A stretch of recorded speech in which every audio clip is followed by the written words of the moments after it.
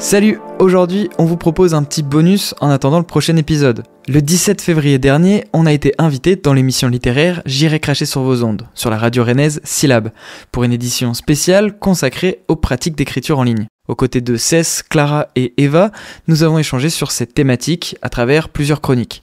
Aujourd'hui donc, on vous propose d'écouter un extrait de notre chronique sur le sujet des polices d'écriture. N'hésitez pas, si ça vous a plu, à vous rendre dans la description de cet épisode pour aller écouter l'émission en entier. Bonne écoute! Mais maintenant, c'est l'heure de la chronique d'Alex. Et oui, tout à fait. Alors aujourd'hui, pour cette chronique spéciale, J'irai cracher sur vos ondes fit Azerty, j'avais envie de vous parler police. Non pas celle des Smart City, c'était pas non plus une chronique sur la CNIL, le gendarme de l'internet.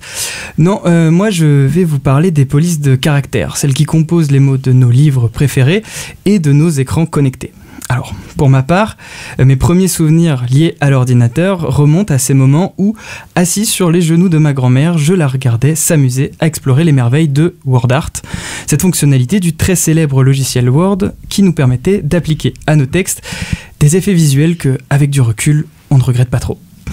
Quand on parle de la police de caractère, on fait référence à l'industrialisation de l'écriture, qu'en Occident, on date en 1440 avec l'invention de la presse typographique par Gutenberg. Exactement.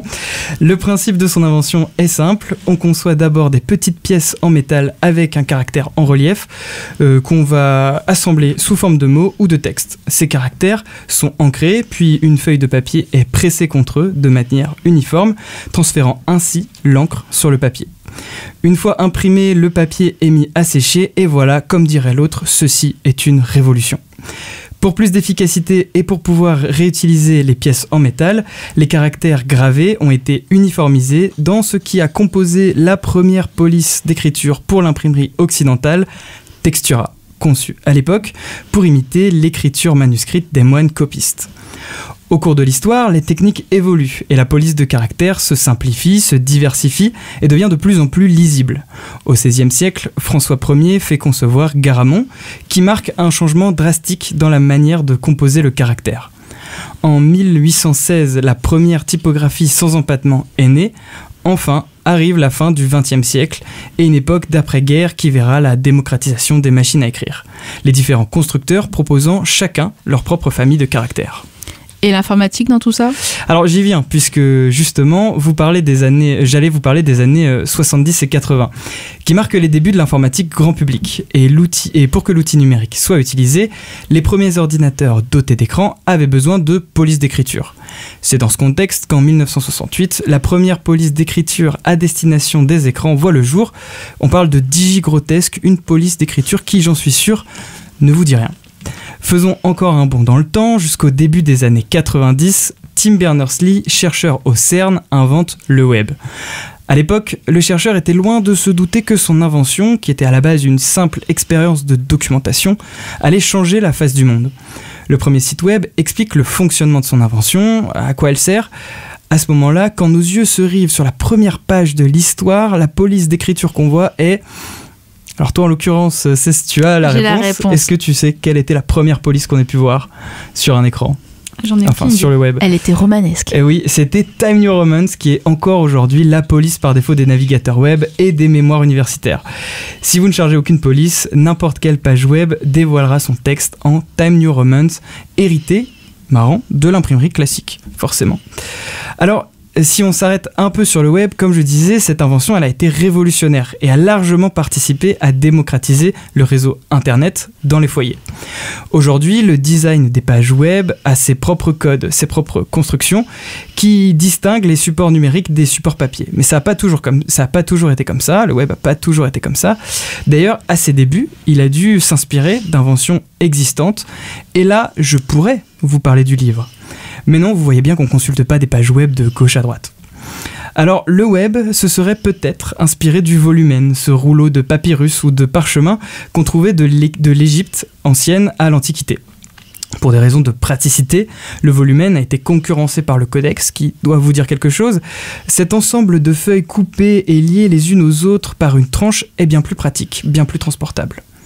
Mais bon, pour Nicolas Taffin, philosophe de la typographie et auteur du livre Typothérapie, Le web s'inspire davantage du rotulus, une version évoluée du volumen qui coexiste à l'époque médiévale avec le codex. Le rotulus, lui, est davantage réservé aux ouvrages plus savants, plus nobles. Sur ce rouleau, la lecture se fait de haut en bas et le texte y est organisé sous forme de colonnes. Ça vous dit rien ? Évidemment, la première fois que j'ai entendu ça, moi, ça m'a tout de suite fait penser à la manière de parcourir une page web avec le scroll. Pour autant, rassurez-vous, l'ancêtre du livre a aussi nourri l'invention de Tim Berners-Lee. Le codex est à l'origine de la pagination, de l'index, des choses qu'on retrouve régulièrement sur les blogs ou les journaux en ligne par exemple. D'ailleurs, en parlant de journaux, à la fin des années 90, le web rend possible une mise en page plus structurée, mais aussi l'ajout de couleurs grâce au langage CSS. Oui, parce que avant 1996, dites-vous que le web, tout était en noir et blanc, en Time New Roman. Donc ça ne fait pas rêver. Mais bref, le CSS s'appelait aux concepteurs web qui vont s'inspirer de la mise en page des magazines et de la presse écrite. La composition des images reprend les codes de la lecture en Z et du triptyque header, main, footer. C'est-à-dire qu'en en-tête, on retrouve le titre et le logo, puis le contenu en zone principale et enfin les informations moins importantes en bas de page. Ces codes, ils ont su évoluer avec le médium informatique, même si la structure des pages conserve encore une partie de cet héritage. Aujourd'hui, vous n'en avez peut-être pas conscience, mais le respect de la structure des pages dans le code, avec les éléments header, main, footer, est devenu indispensable. Cette organisation est essentielle pour de nombreux aspects, comme le référencement ou encore l'accessibilité. Mais qu'est-ce que tu entends exactement par accessibilité ? Alors je vais la faire courte, mais en gros l'accessibilité sur le web, c'est le fait de rendre les contenus et les services numériques perceptibles, compréhensibles et utilisables par toutes et tous, et sur tout type de support.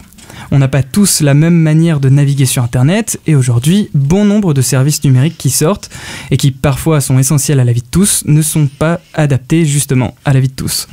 Les personnes aveugles, par exemple, peuvent parcourir le web avec des lecteurs d'écran, naviguer de page en page de cette manière. Parmi les nombreuses choses qu'un service numérique doit inclure, il doit être pleinement accessible. Et il y a le respect de ces structures, donc header, main, footer, dont je vous parlais.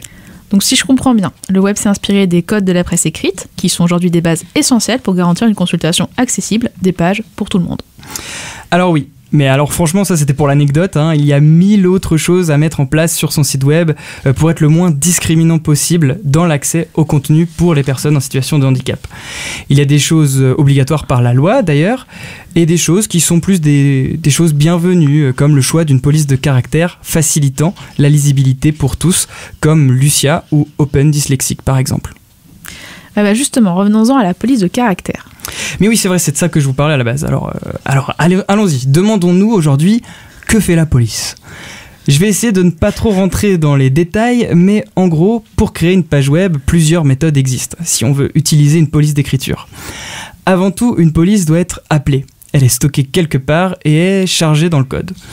Et bien sûr, on peut bien sûr héberger le fichier d'une police directement sur son serveur, mais on peut aussi, pour des raisons de praticité, utiliser une typographie propriétaire. Et ça, de nombreux développeurs, ils préfèrent le faire pour des questions de chargement, des questions d'optimisation, tout ça. Et c'est là qu'interviennent les bibliothèques de typo comme Google Font, qui est gratuite, ou Adobe Font, qui est payante. Mais c'est pas anodin d'utiliser ce genre de service, parce qu'à la base, la police d'écriture, c'est ce qu'on regarde, mais parfois, c'est elle qui nous regarde. Dites-vous que chaque appel à une police hébergée par un service tiers permet à ce dernier d'analyser certaines données sur les visiteurs d'un site.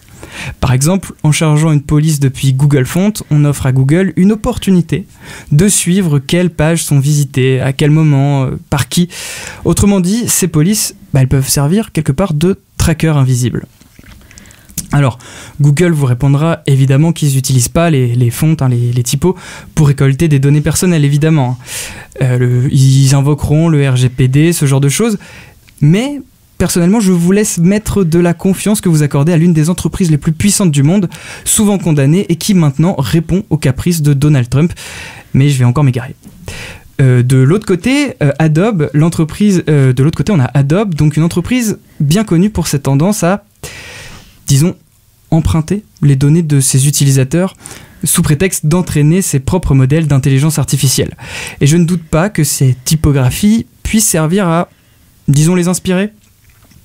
Dans un épisode du podcast Le Code a changé, qui m'a beaucoup inspiré pour l'écriture de cette chronique, Nicolas Taffin, dont je parlais juste avant, dit à ce propos que ça l'amuse, puisque avant, la typographie était regardée, et aujourd'hui, c'est elle qui nous regarde.